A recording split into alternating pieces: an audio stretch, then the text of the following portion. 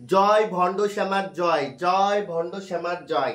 আমি কিছুদিন আগে এই ভণ্ড শিব শ্যামার মন্দিরে গেছিলাম, আমার উপকার হয়েছে, তাই আমি আজকে তেল নিয়ে এসেছি। দেখো তো এই তেলটা নিয়ে এসেছি জাগ্রত ভণ্ড সাধিকার প্রদীপের তেল। কারণ আমরা যদি তেল না দিই সে কি করে প্রদীপ জ্বালাবে বলো। আর এই তেল এই জাগ্রত প্রদীপের তেল ভণ্ড শ্যামা কি করে জানো, প্রদীপে দেয়। সেই প্রদীপে দিয়ে সেই তেল আমাদের শরীরে এইভাবে মালিশ করে। এটা জাগ্রত হয়ে গেছে, জীবন্ত জাগ্রত সত্য, যেই তেলের মালিশে মানুষের উপকার হচ্ছে। আপনারা জানেন না? আপনারা আসেন, এই ভণ্ড সাধিকার হাতের তেল নিয়ে যান, আপনার সব রোগ ভালো হয়ে যাবে। তো আমি এই তেলটা দিয়ে গেলাম, মা নেন। এই তেলটা জাগ্রত প্রদীপে দেবেন আর আমাকে মাজায় দেবেন, আমার মাজায় ব্যথা, পায়ার ব্যথা। ঠিক আছে, এটা জাগ্রত প্রদীপের জন্য এই তেলটা আমি দিয়ে গেলাম। মা কোথায় রাখবো? আচ্ছা এখানে রাখবো, ঠিক আছে মা, ঠিক আছে। আর আর আমি একটা শাড়ি নিয়ে এসেছি মা, আমি ভণ্ড শিবশ্যামার জন্য একটা শাড়ি এনেছি। দেখো মা, দেখো এটা এটা এটা ওই ভণ্ড শিবশ্যামাকে পরাবে মা। নাও নাও, এটা পরাবে, ঠিক আছে? নাও না মা, আপনিও পরবেন, ঠিক আছে? এখানে দুটো শাড়ি আছে, আপনিও পরবেন। নেন মা, নেন, আপনি নেন, ঠিক আছে? আর এখানে তো মানে ফুল কোথাও পাওয়া যায় না, বিশ্বাস করবেন, কারণ এটা হচ্ছে মুসলিম এলাকা, আর মুসলিম এলাকায় ফুল পাওয়া যায় না। তো আমি কি করব বলো, আমি একটা সিঁদুরের কৌটো নিয়ে এসেছি, আর একটা সিঁদুরের কৌটো আর একটা আলতা শিশি, খুকুমনি আলতা, দামি আলতা মা, এটা কিন্তু দামি আলতা, দেখো খুকুমনি আলতা। আর এই যে একটা সিঁদুরের কৌটো। তো এটা আমি দিয়ে গেলাম মা, আপনি ভণ্ড শিবশ্যামাকে দেবেন, ঠিক আছে? নেন নেন মা, নেন, এই নেন, এখানে রাখছি মা, এখানে রাখছি। আচ্ছা এই যে মা, আমার আমার শাশুড়ি মা এই তেলটা আপনার জন্য পাঠিয়েছে, আপনার ভণ্ড প্রদীপের তেল। এই তেলটা আপনি ওই প্রদীপে দিয়ে আমাকে মালিশ করবেন। দেখি এই ভণ্ড সাধিকার তেলের কি গুণ আছে, দেখতে চাই আমি। তো এই তেলের শিশিটা এনেছি, এটা আমি রেখে দিলাম এখানে, ঠিক আছে? বেশি কিছু আনতে পারিনি, এই কটা জিনিস এনেছি। এখানে 100% গ্যারান্টি দিয়ে আপনাদের উপকার হবে। এখানে যারা আসবেন তারা একটা কথা সবসময় জন্য মাথায় রাখবেন, এখানে 99% মানুষকে উপকার করা হয়, এখানে উপকার পেয়ে আসেন। এখানে হলো জাগ্রত নয়, এখানে হলো ভণ্ড সাধিকা, কারণ এখানে ভণ্ডামো সারা কোনো মিরাক্কেল হয় না। কারণ এখানে যত রাজ্যের ভণ্ডামো হবে সব বুঝতে পারবেন এখানে, কারণ হচ্ছে এটা হচ্ছে ভণ্ড সাধিকা। আর এই যা কিছু করছি সব কিছু তো টাকা পয়সার জন্য। কেন করছি জানো? তোমরা বোঝো না। মানুষ হচ্ছে বলদ, আর মানুষকে বলদ বানানো খুব সহজ।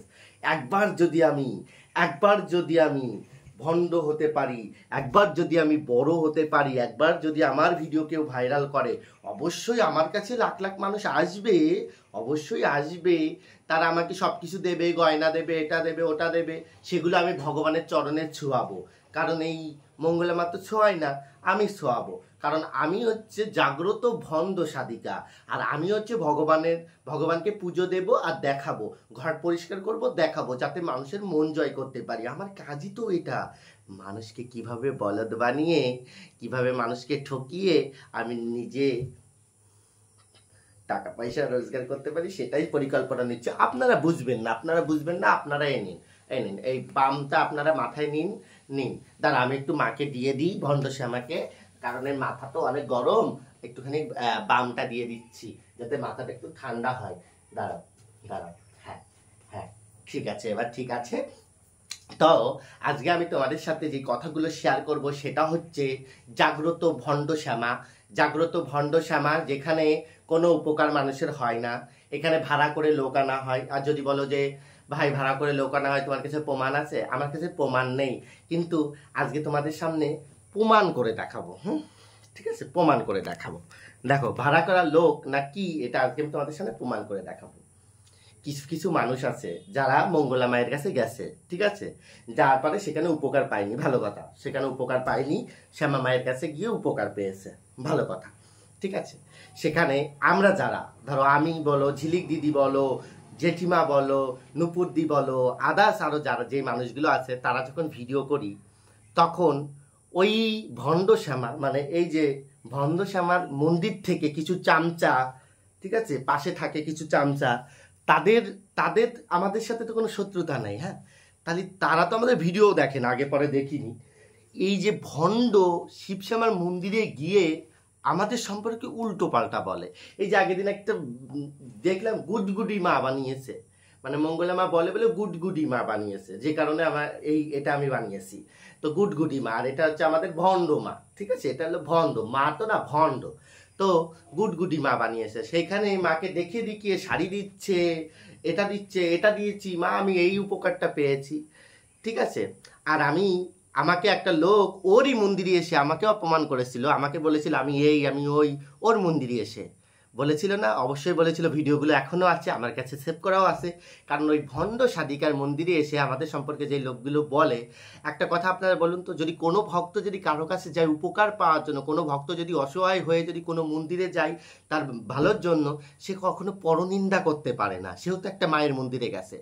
তাহলে সেও যখন মায়ের মন্দিরে গেছে, সে যখন এই ধরনের কথা বলতে পারছে, তার মানে বুঝতে পেরেছো যে এটা সাজানো ছাড়া কি, পুরোটাই ওটা পরিকল্পনা, পুরিটাই মানুষকে ঠকানো বুজরুপি। আর এই বুজরুপি আর যেই বিশ্বাস করুক, আমাকে কেউ বিশ্বাস করাতে পারবে না। ভগবান তো দূরের কথা, পেতনি ভূত পেতনি আসতেও সাহস পাবে না, কারণ এমনই ঝগড়ুটে আর এমনই ঝগড়া করে, ঠিক আছে। কিন্তু সেও তো জানে না যারা মায়ের ভক্ত হয় তারা একটু উন্মাদ হয় বেশি। আমিও কিন্তু মায়ের ভক্ত, আমি ঠান্ডা থাকলে একদম ঠান্ডা, আর যখন আমি খেপে যাই তখন আমাকে কেউ আটকাতে পারে না।